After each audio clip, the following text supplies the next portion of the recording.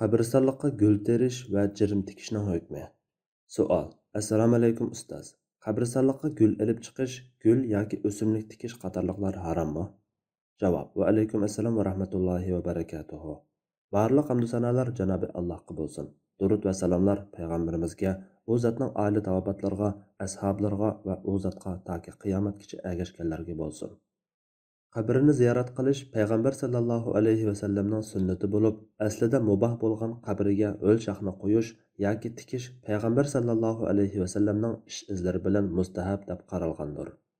Ibn Abbos radhiyallohu anhu rivoyat qiladi-ki, payg'ambar sallallohu alayhi vasallam Madina yoki Makka bog'laridan bir xo'rmuloq bog'ning yonidan o'tib ketib o'tib, qabrlarda azob chekayotgan ikki odamning ovozini anglab qoldi.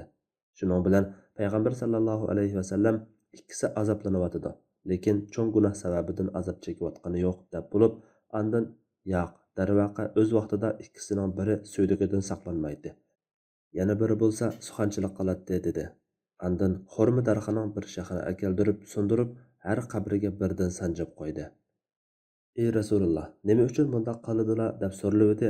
Rasululloh dediki, bu shaxlar qurib qolmasalar yoki qurib qolgan qadar ularning azobi yeniklatilishi mumkin. Yana bir uzun hadisda payg'ambar sallallohu alayhi vasallam safar ustida Jabir ibn Abdullah radhiyallohu anhumani kang bir vodidagi ikki daraxtdan ikki tal shox kesib, ikki qabriga birdan tikib qo'yishga buyurgan va buning sababini Jabir radhiyallohu anhuga "Men u yerda ichidagilar azoblanayotgan ikki qabrning yonidan o'tib qoldim. Ularning sen tikkan ho'l shoxlar qurib ketguchi bo'lsa-mu, mening shafaatim bilan aron tepib qolishini umid qildim" deb tushundirgan. Üçüncü bir vaqalikni Abu Hurayra radhiyallohu anhu rivoyat qiladi-ki, payg'ambar sallallohu alayhi vasallam bir qabr yonidan o'tib, "Menga ikki tal xurma shoxi olib kelinglar" deb buyurib, bir talni qabrning besh tarafiga, yana bir talni oyoq tarafiga sanjidi. "Ey Allohning nabiysi, buning uningga foydasi bo'lamdi" deb so'ralganida, u ikki shoxda ho'llik bo'lsa-la, uning qabr azobidan bir qismini yengillatadi deb javob bergan. Yana bir hadisda Abu Bakr radhiyallohu anhu mundaq rivoyat qilgan: "Men Rasululloh sallallohu alayhi vasallam bilan birga ketayotdim. U zot mening qo'limni tutib mengatdi. Sol tarafimda yana bir kishi bor edi. To'satdan oldimizga ikki qabr uchragan edi. Rasululloh sallallohu alayhi vasallam haqiqatan ikkisi azoblanyotdi, lekin cho'ng gunoh sababidan azob chekishayotgani yo'q" deb bo'lib, andan "Yo'q, cho'ng gunoh sababidan. Qani qaysinglar menga bir tal xurma shox olib keladi" dedi. Biz yana bir kishi ikkimiz basishib berib, boshda bir tal shoxni men olib kelgan edim. Uni ikki qilib sundirib, Mao qabriga birini, Ao qabriga birini tashlab qo'ydi. Va bu ikki tal shox sunuqi o'lli turdi ekan, qabrda yotgan ikkisiga azob yengiltiladi. Ular suydik bilan suxanchilik sababidan azoblanib o'tibdi dedi. Bu hadislarning ba'zilarida o'l shoxli tilga ilingan bo'lsa, yana ba'zilarida payg'ambar sallallohu alayhi vasallamning shafoati qo'shib tilga ilingan bo'lib, bu hadislarning hammasi bir vaqalik bo'lmasdan, balki ayrim vaqaliklardir. Burayda al-Aslami radhiyallohu anhu o'zining qabrisiga ikki tal xurma shoxini qo'yib qo'yishni vasiyat qilgan. Abu Barza al-Aslami radhiyallohu anhu tabiinlardan Abul Aliyamu shundoq vasiyat qilgan. Yuqorqi sahih hadislarning mazmuniga va sahobaning atay vasiyat qilganligiga tayanib, ko'pchilik olimlar garchi qandoq yengiltilganligiga aloqador tafsilotni aniq bekitolmagan bo'lsa-mu, bu jirim va giyohlar qurib qolmagan muddatcha qabr azobini yengillatadi. Shunga payg'ambar sallallohu alayhi vasallamga ergishib, jirim tikish yoki o'l shox sanjab qo'yish boshqalarga ziyon yetkazmagan ahvolda mustahab ish deb qaragan. Masalan, Hanafi mazhab olimlari qabriga xushbo'y gul giyohlarni qo'yish mustahab. Gulning pulini sadaqa bersa texmi yaxshi degan. Bunga asosan mayli taragan yoki tikilgan bo'lsin, yoki o'zi unib qolgan bo'lsin, ho'l o't-cho'p va gul giyohlarni yulib o'tish qabrdagi meyitning foydalanishini to'sqanlik jihatdan makruh bo'ladi. Qabrlarda o'sgan gul giyohlarni yulib o'tishmi makruh. İmam Qurtubi, Navavi, İbn Hajar va Suyutilar olimlarimiz aytdilarki, mazkur hadisdan qabriga daldarax tikishning mustahabligi ma'lum bo'ladi degan. Shafiy mazhab olimlari yana ulamolar qabriga ikki tal xurma shoxini sanjishdan qabriga daraxt va xushbo'y gul giyohlarni tikishning mustahabligini yakunlagan. Payg'ambarimizga ergishish yuzidan qabriga ho'l xurma shoxini qo'yish sunnat bo'ladi. Mazkur hadisning sanadi sahih. Yana u shoxning tasbihining barakati bilan uning azobi yengiltiladi.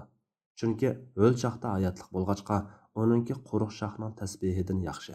Qabriga qo'yish odatlanib kelgan xushbo'y gulgiya va shuningga o'xshagan narsalarni qo'yish buningga qiyos qilindi degan. Hanbali mazhab olimlari hadisga asosan qabrni ziyorat qilg'uvchining qabriga biror tal ho'l xurma shoxini qo'yish bilan bo'lsa-mu, meyitning azobi yengiltiladigan ishni qilishi sunnat bo'ladi. Buni Burayda roziyallohu anhu vasiyat qilgan. Boshqa narsalarni tikishmi qiyosan o'xshash ma'noda. Bir qism olimlar buni to'g'ri topmagan degan. Demak, ulamolar bu ishning hukmida o'xshamagan qarashda. Ko'pchilik buni mustahab deb qarasa, bir qism olimlar shafaatni tilga olgan hadisga asosan bu payg'ambar sallallohu alayhi vasallamga xos bir ish edi. Boshqalarning undaq qarashi makruh yoki bid'at va hatto harom deb qaragan. Olimlar xurma shoxini tikib yoki qo'yib qo'yishning qabr azobini qaysi jihatdan yengiltilganligi haqida payg'ambar sallallohu alayhi vasallamning shafaati, duosi, barkati, o'l shoxning tasbih aytishining barkati degandek turli tahlillarni qilgan. Lekin payg'ambar sallallohu alayhi vasallamning shoxni sanjishga boshqalarni buyurganligi payg'ambar sallallohu alayhi vasallamning qo'lining barkati degan tahlilni rad qildi. Yana qabrdagilarning azoblanayotganda yo'q, buni payg'ambar sallallohu alayhi vasallam vahiy orqali bilgan, biz bilolmaymiz degan qarash, biz uning azoblanayotganda yo'q deganni bilolmaganligimiz, u azoblanib qolsa azobini yengiltiladigan ishga sabab qilsak bo'lmaydi deganlik emas.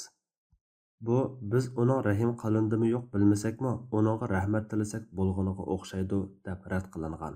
Bu ishni Burayda roziyallohu anhu payg'ambar sallallohu alayhi vasallamga xos ish deb tushunmagan va u zotni o'lga qilib qabrisiga 2 tal xurma shoxi qo'yib qo'yilishini vasiyat qilgan ekan. Agishishimizga boshqalardan u zot eng loyiq. Imom Buxoriyning Burayda roziyallohu anhuning vasiyatini alohida tilga elishi qabriga shoxni qo'ysa bo'ladi degan qarashni tanlaganligidan derak berdi. Buni cheklagan hozirgi zamondagi ba'zilar bu qabrni zinnatlaganlik, qabrni zinnatlash oxiratni va o'limni eslashdan iborat ziyoratning hikmatiga mos kelmaydi. Yana Yahudiy va xristianlarga o'xshab o'lish bo'ladi degan.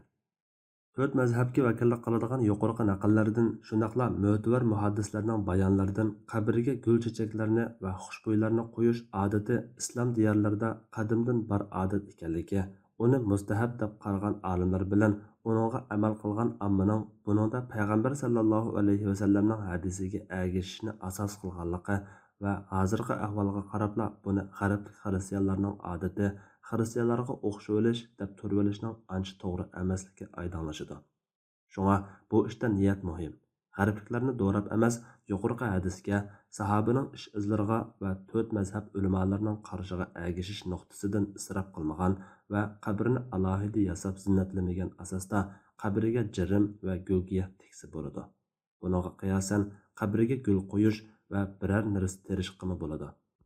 Bu ishning muhitni ko'rkam va sog'lom qilish va ziyoratchining ko'ngliga tasalli bo'lishdan boshqa qandoq bir musulmon bir ko'chat tiksa yoki bir ziroat terib uningdan uchar qushlar yoki insonlar yoki hayvonlar yeydigan uningga ashu ish sababidan sadiqa savobi bo'ladi degan hadisda kelganidek, bu ish qabr egasiga va qilg'uchiga sadiqa bo'lishimi yiroq emas. Yana kelib bu vaqtda biror cheklama kelganmi emas. Ashab-ı kiram Burayda roziyallohu anhuning vasiyatiga e'tirozmi qilmagan. Oxirida biz meyitga foydasi yetadigan ishlar jumlasidan meyit uchun yaxshi duo tilak, sadiqa qilish, qarz va vasiyatlarini, shundaqla uning bo'ynidagi Allohning va bandalarning haqlarini ado qilish va haj qilib qo'yish qatorliqlar borligini eslatib o'tamiz. Alloh eng to'g'risini bilguchidir. Fatvoda Doktor Abdul Aziz rahmatulloh. Fatvolar majmuasi 3-tom.